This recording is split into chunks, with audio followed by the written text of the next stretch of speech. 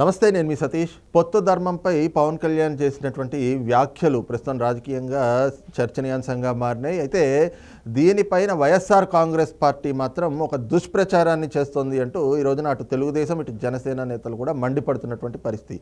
మరి నిజంగా పవన్ కళ్యాణ్ చేసినటువంటి వ్యాఖ్యలు ఏ విధంగా అర్థం చేసుకోవచ్చు, మరి వీటి ఆధారంగా తెలుగుదేశం జనసేనల మధ్య పొత్తు ఎక్కడైనా డ్యామేజ్ అవుతోందా అనేటువంటి ఈ చర్చల్లో వాస్తవం ఎంత ఉంది అనేటువంటి అంశాన్ని మనతో చర్చించేందుకు సీనియర్ జర్నలిస్ట్ దుర్గా కుమార్ గారు ఉన్నారు. సార్ నమస్తే. నమస్తే సతీష్ గారు, మన వీక్షకులు కూడా నా నమస్కారం. సార్, ముఖ్యంగా చూస్తే ఈ రోజున పవన్ కళ్యాణ్ గారు ఏదైతే పొత్తు ధర్మాలపైన, అంటే చంద్రబాబు గారు గతంలో ఏదో 2 సీట్లు ప్రకటించారు, మండపేట ఇంకొకటి అని చెప్పేసి అని, పొత్తు ధర్మం ఉన్నప్పుడు పరస్పరం చర్చలు జరుపుకున్నాక ఉమ్మడిగా ప్రకటించాలి కదా, మీరు ఇట్లా ఏకపక్షంగా ప్రకటించడం బాగాలేదని ఆయన అభిప్రాయాన్ని ఆయన వ్యక్తం చేశారు.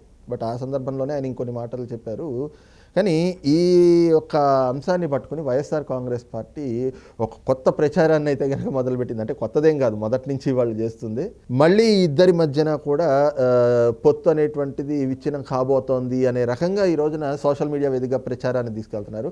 నిజంగా పవన్ కళ్యాణ్ గారు చేసిన వ్యాఖ్యలు ఆ విధంగా కనిపిస్తూ ఉన్నాయి. పవన్ కళ్యాణ్ గారు క్లారిటీగానే ఉన్నారండి. కాకపోతే ఏంటంటే వైఎస్ఆర్సీపీకి ఇది ఒక దింపుడు కళ్ళెం ఆశలాగా వీళ్ళిద్దరు పొత్తు కనుక ఏ విధంగానైనా చెడగొడితే వాళ్ళ విజయావకాశాలు ఏమన్నా మెరుగుపడతాయి అనేది వాళ్ళకు ఒక స్పష్టత వచ్చేసింది వైఎస్ఆర్సీపీకి. ఈసారి గెలిచే అవకాశం లేదు ఎట్టి పరిస్థితుల్లో అని. కానీ ఏ పార్టీ అయినా సరే గెలుపు కోసం చివరికంట పోరాడుతుందండి, కోడిపుంజుల్లాగా. ఇప్పుడు పడిపోయినా కూడా అది ఎప్పుడైనా లేచి కొట్టాలని ప్రయత్నిస్తాయి. అట్లాగే ఇప్పుడు వీళ్ళిద్దరి మధ్యలో ఎటువంటి సందర్భంలో ఏదో ఒక అవకాశం దొరికితే, పొత్తు కనుక చెడగొడితే మనకి అడ్వాంటేజ్ వస్తుందనే ప్రయత్నం. ఇప్పుడు పవన్ కళ్యాణ్ గారు ఏమంటున్నాడంటే, ఎట్టి పరిస్థితుల్లోనూ జగన్మోహన్ రెడ్డి పాలనని అంతం చేయాలి, ఇది తెలుగుదేశం జనసేన పొత్తుతో మాత్రమే సాధ్యమవుతుంది. ఒకవేళ కనుక ఇది జరగకపోతే, ప్రజల కోసం కనుక మనం ఈ కాంప్రమైజ్ అవ్వకపోతే మనం ప్రజలకి రాష్ట్రానికి ద్రోహం చేసిన వాళ్ళం అవుతాము. కానీ ప్రజల ప్రయోజనం కోసమైనా సరే ఈ 2 పార్టీలు ఉమ్మడిగా పోరాటం చేసి జగన్మోహన్ రెడ్డి దుష్పరిపాలనకి చర్మగీతం పాడాలి. 2024లో ఎట్టి పరిస్థితిలో ఆ పార్టీ గెలవటానికి వీల్లేదు. రెండోది, తెలుగుదేశం జనసేన పొత్తు ఈ అసెంబ్లీ ఎలక్షన్సే కాదు, రేపు రాబోయే స్థానిక ఎన్నికల్లో కూడా ఇది కొనసాగాల్సిందేను. ఇది సుదీర్ఘకాలం ప్రయాణం జరుగుతుంది. నేను ఈ ఒక్క ఎన్నిక కోసమే నేను చూడటం లేదు. రాష్ట్రంలో ఈ ప్రజల వైఎస్ఆర్సీపీ ప్రభుత్వం అనేది మాత్రం కొనసాగటానికి ఎట్టి పరిస్థితుల్లోనూ వీల్లేదనే ఒక దృఢ నిశ్చయానికైతే వచ్చాను. ఇప్పుడు ఒకవేళ కనుక విడిగా పోటీ చేస్తే సీట్లు రావచ్చు, కానీ జగన్మోహన్ రెడ్డి పాలన అంతం కాదు, అది కూడా చెప్తున్నాడు, ఆయనే చెప్తున్నాడు. కాబట్టి దానికోసమైనా సరే ఈ పొత్తు కొనసాగుతుంది. కాకపోతే ఈ 2 సీట్లు తెలుగుదేశం మాతో చర్చించి ప్రకటించలేదనేదే మా ఇది తప్ప వేరే అభ్యంతరం ఏం లేదు. కాబట్టి మేము కూడా ఒక 2 సీట్లు నాకున్న పరిస్థితుల్లో ఒత్తిడి మూలన 2 చేయాల్సి వస్తుంది. రాజోలు అండ్ రాజానగరం అని రాజమండ్రి పక్కన. కాబట్టి ఈ 2 ఆయన ప్రకటించాడు. ఇప్పుడు ఆయన చంద్రబాబు నాయుడు గారు కూడా ఇట్లాంటి పొత్తులు ఇవాళ ఆయన కొత్త ఏం కాదు. కేంద్రంలో కూడా అనేక సార్లు ఈ ఉమ్మడి కూటమల్లో పనిచేసిన ఆయనకి వీటి గురించి క్షుణ్ణంగా తెలుసు. కాకపోతే మరి ఆ పార్టీలో ఉన్న ఒత్తిడి మేరకు, లేకపోతే పార్టీలో ఉన్న పరిస్థితుల మేరకు బహుశా చెప్పడానికి అవకాశం లేక చేసి ఉండొచ్చు. ఇప్పుడు ఈయన 2 ప్రకటించినా కూడా ఆయన అభ్యంతరం ఏం వ్యక్తం చేయలేదు. మళ్ళీ ఇప్పుడు ఇది ఫైనల్ ఏం కాదు, మళ్ళీ కూడా కూర్చుని అవసరమైతే సపోజ్ ఎవరి బలాలు ఎక్కడ ఎక్కువ తక్కువ ఉన్నాయి అనేది ఆయన అన్నాడు కదా, ఒక మాట అటో ఇటో రావచ్చు కానీ పొత్తు అయితే చెదరదు అంటున్నాడు కదా. అదైతే ఆయనకు ఆ క్లారిటీ ఉంది. ఇప్పుడు చంద్రబాబు నాయుడు గారు కూడా మళ్ళీ అవసరమైతే మళ్ళీ ఇప్పుడు ఇవాళతో ఆఖరి కాదు కదా, మళ్ళీ కూర్చున్నప్పుడు ఇంకా కొన్ని అంశాలు ఇద్దరు చర్చించుకుని పరస్పర అభిప్రాయాలు మార్పిడి చేసుకుని తగిన మార్పులు చేర్పులు చేసుకునే అవకాశం ఉంటుంది. దానికి ఏం పెద్ద కంగారు పడాల్సిన అవసరం ఏం లేదు. ఇప్పుడు ఫైనల్గా బీఫామ్స్ ఇచ్చేటప్పుడు కదండి, ఇప్పుడు ఏది చెప్పినా కూడా మళ్ళీ దాంట్లో మార్పులు చేర్పులకి అవకాశం ఉంటుంది.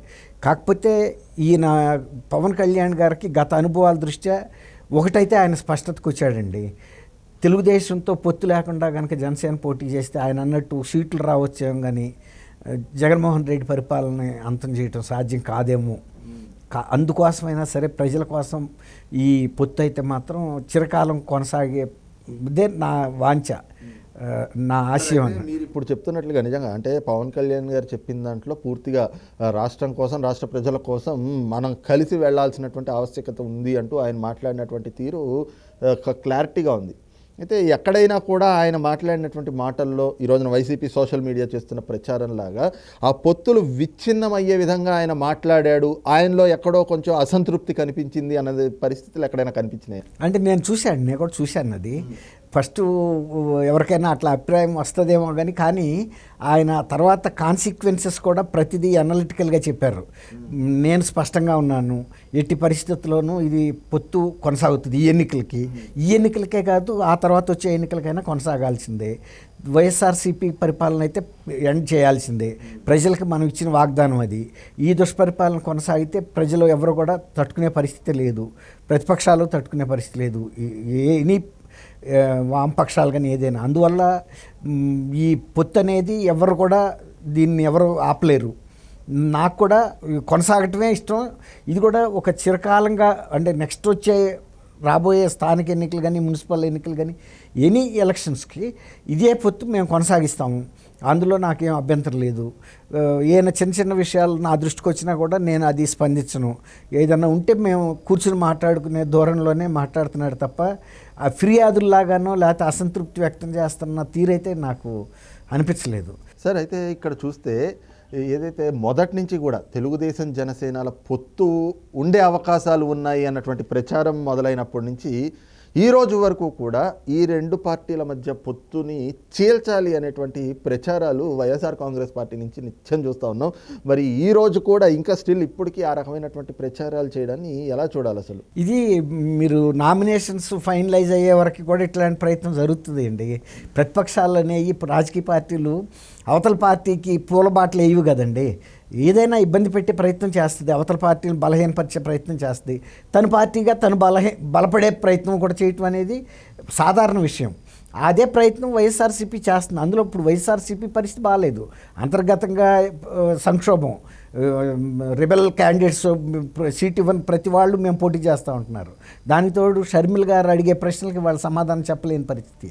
షర్మిల్ గారే కాదు, ఏ పార్టీ అడిగినా, ప్రజలు అడిగినా కూడా ఇవాళ ఒక్కటే మద్య నిషేధం గురించి సతీష్ గారు, నేను ఎట్టి పరిస్థితుల్లోనూ మద్య నిషేధం చేస్తాను, ఓన్లీ 5 స్టార్ హోటల్స్లో మాత్రమే దొరుకుతుందని, తర్వాత రేట్లు పెంచుతాను, జనం తాగటం తగ్గిస్తారని. జనం తాగటం తగ్గలేదు. తర్వాత ఇప్పుడు ఎలక్షన్ ఇంకెంత ఉందండి, మహా ఉంటే ఒక 45-50 రోజుల్లో నోటిఫికేషన్ రాబోతుంది. కానీ మద్యపాన నిషేధం మీద ఆయన ఏం ప్రకటన చేయలే. రేపు ఎలక్షన్స్లో వాళ్ళు లేడీస్ అందరూ కూడా, మహిళలు బాటిల్స్ తీసుకొచ్చి చూపిస్తారని వైఎస్ఆర్సీపీ క్యాండిడేట్సే భయపడుతున్నారు. రేపు మా పరిస్థితి ఏంటి, జగనన్న ఎలక్షన్ మీటింగుల్లో మహిళలు బాటిల్స్ తీసుకొచ్చి మీటింగ్లో చూపిస్తారు. అన్న ఈగో బాటిల్స్, మరి మద్యం తీస్తా అన్నావు, మా మంగళసూత్రాల్లో కాపాడుతా అన్నావు, మరి మా మంగళసూత్రాల మీద నీకు అభిమానం లేదా, ప్రేమ లేదా, మా పట్ల అంటే ఏం చెప్పాలి అని క్యాండిడేట్స్ చెబుతున్నారు. రేపు జరగబోయేది అదేనండి, పబ్లిక్ మీటింగ్ అంతా ఈ రచ్చరచ్చలాగా అవుతుంది అని.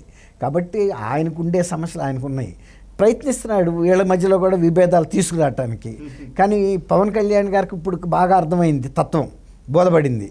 కాబట్టి ఆయన కూడా చంద్రబాబు నాయుడు గారిని వదిలిపెట్టి అయితే వెళ్తాడని నేను అనుకోవట్లేదు. రైట్, ఇది చూస్తున్నాం కదా. ముఖ్యంగా ఏదైతే ప్రతిపక్షాలు ఒక క్లారిటీతో ఉన్నాయి, వాళ్ళ పొత్తు అయితే మాత్రం ఖచ్చితంగా కొనసాగుతుంది అనేటువంటిది అర్థమయ్యే, ఎలాగైనా కూడా రాజకీయంగా తనకి తగలబోయేటువంటి చావు దెబ్బ నుంచి ఏ అవకాశం ఉన్నా కూడా తప్పించుకోవాలి అనేటువంటి కొన్ని ప్రయత్నాల్లో భాగంగా ఇలాంటి కుట్రలకైతే జగన్మోహన్ రెడ్డి తెరలేపుతా ఉన్నాడు. అందులో భాగంగానే తెలుగుదేశం జనసేనల పొత్తు మధ్యన చిచ్చు పెట్టేటువంటి ఇలాంటి కుయుక్తులు పన్నుతూ ఉన్నారు. కానీ ఇది సక్సెస్ అయ్యేటువంటి అవకాశం ఎక్కడా కనిపించట్లేదు అన్నటువంటి భావాన్ని సీనియర్ జర్నలిస్ట్ దుర్గా కుమార్ గారు వ్యక్తం చేస్తూ ఉన్నారు. థ్యాంక్ యూ సతీష్ గారు. వీక్షకులు కూడా